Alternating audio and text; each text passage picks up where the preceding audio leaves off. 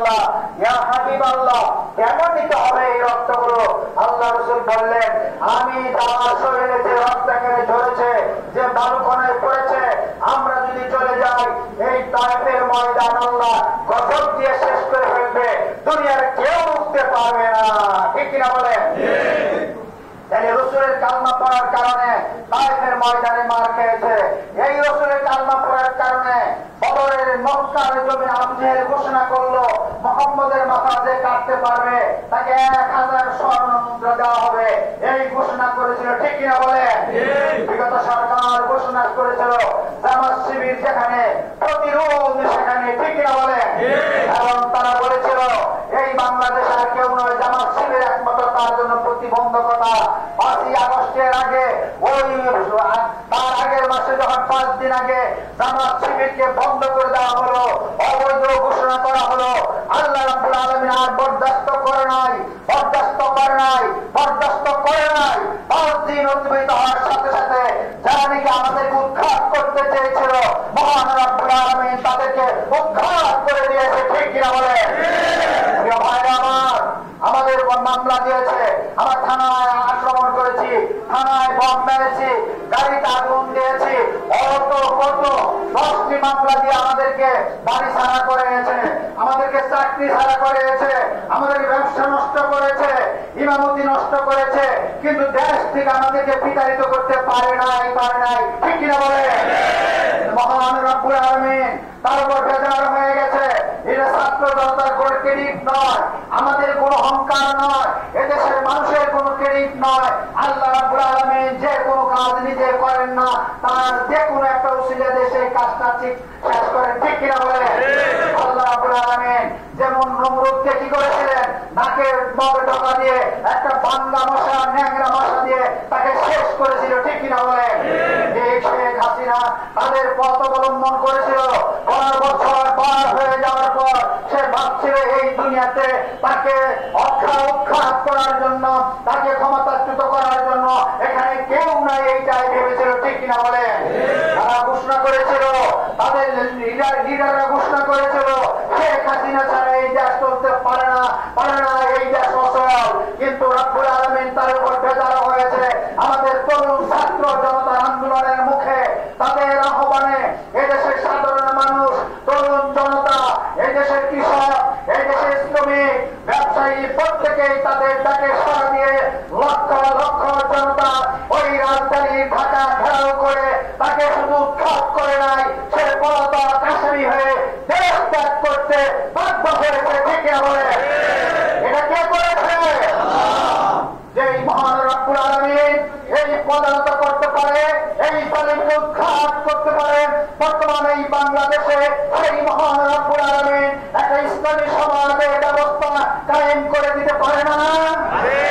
পারে, কিন্তু রব্বুল আলামিন অটোমেটিক করবে না, আপনার আমার মাধ্যমে করবে। ঠিক কিনা বলে? আজকে আমরা এখানে যারা আসছে অধিকাংশ কুল্লা ইউনিয়নের জনতা, কুল্লা ইউনিয়নের ভাইরা আসছে। ঠিক কিনা বলে?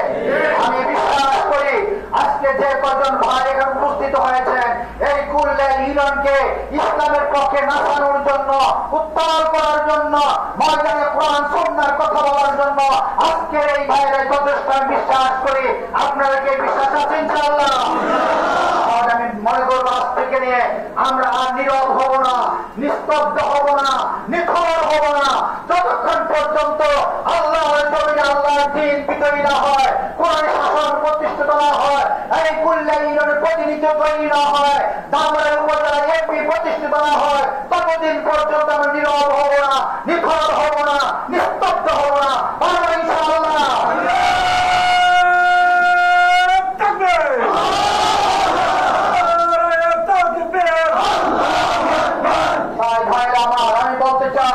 আমাদের নবী মুহাম্মদ রাসূলুল্লাহ সাল্লাল্লাহু আলাইহি ওয়াসাল্লামের অনেক হাদিস রয়েছে। হযরত আনাস থেকে পরিণত লা ইউমিনু আহাদুকুম হাত্তা কুনা হাবা ইলাইহি বিওয়ালিদিহি ওয়া ওয়ালাদিহি ওয়ান নাস আজমাইন। ততক্ষণ পর্যন্ত তুমি ইমানদার হতে পারবে না ততক্ষণ পর্যন্ত তোমার পিতামাতা, তোমার ছেলে মেয়ে, তোমার আত্মীয় স্বজন, দুনিয়ার সব কিছুর চাইতে আল্লাহ রসুলকে বেশি মহব্বত না করবে, লা ইউমিনু, তুমি ইমানদারই হতে পারবে না। ঘোষণা দিয়েছে মুহাম্মদ রাসূলুল্লাহ সাল্লাল্লাহু আলাইহি সাল্লাম।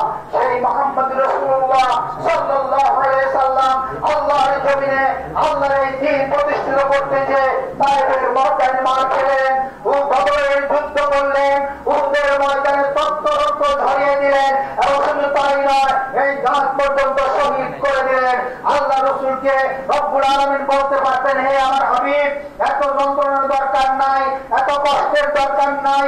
ওই বর্বর আবু জেহেল আপনাকে মক্কা থেকে বিতাড়িত করে মদিনায় নিয়ে আসছে, আপনি মসজিদে যে একটু ইবাদত বন্দেগী করেন, একটু জিকির আজকার করেন, তাসবিহ তাহলিল করেন, মাথায় পট্টি বাঁধেন, আমি অটোমেটিক্যালি আবু জেহেল বদরের প্রান্ত আসতেছে, ওর জীবনের সংখ্যা মিটিয়ে দিব, আমি বলবো কোন সাথে সাথে হয়ে যাবে।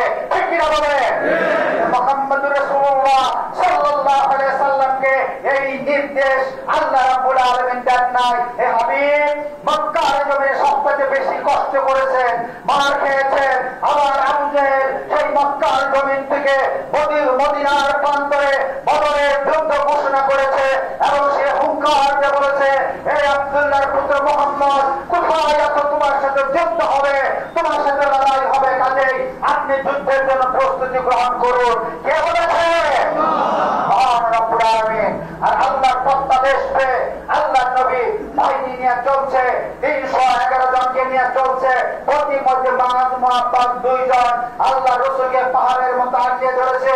ইয়া রাসূলুল্লাহ, ইয়া হাবিবাল্লাহ, আমরা শুনেছি মক্কার জমিনে সবচাইতে বেশি কষ্ট আপনাকে দিয়েছে, আপনাকে নির্যাতন করেছে, মারার জন্য পুরস্কার ঘোষণা করেছে।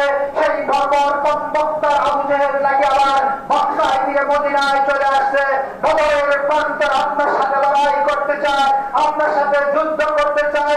আমরা 2 বার মাআজ মুআব্বাদ ওই বদরের শহীদ হতে চাই, ওই আবু জেহেলকে হত্যা করে বর্বরকে দুনিয়া থেকে বিদায় করে রাসূলের প্রতি অত্যাচারের বদলা নিতে চাই। বলে সুবহানাল্লাহ।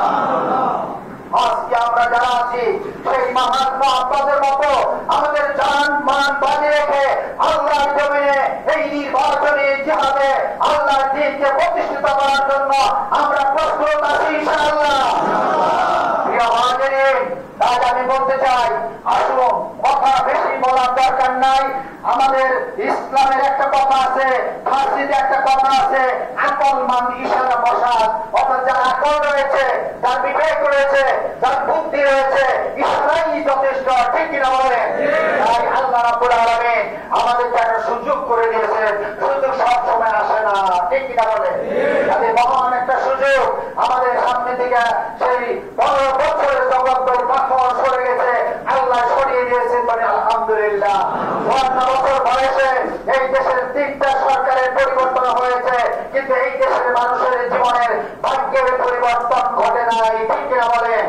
আর সেই ভাগ্যের পরিবর্তন শুধু আমার রাস্তাঘাট হলো, আমার কারবার হলো, আমি জীবন পেয়ে গেলাম, আমি এটা পেয়ে গেলাম, ওটা পেয়ে গেলাম, এইটাই কি সাধনা? এই জন্যই কি আল্লাহ আমাদেরকে তার জমিনে প্রেরণ করেছে? ওই যে ক্বালা রাব্বুকা লিল মালাইকা ইন্নী জাইলুন ফিল আরদি খলিফা, মহান রব্বুল আলামিন ফেরেশতাদেরকে ডেকে বললেন, ফেরেশতারা শোনো, আমি আমার জমিনে খলিফা বানাইতে চাই, প্রতিনিধি বানাইতে চাই। ফেরেশতারা বলতো, তারা বলতো, ক্বালু ওয়া তাজালু ফিহা মান ইউফসিদু ফিহা, রব্বুল আলামিন যাদেরকে বানাইতে চান এরা তো মারামারি করবে, কাটাকাটি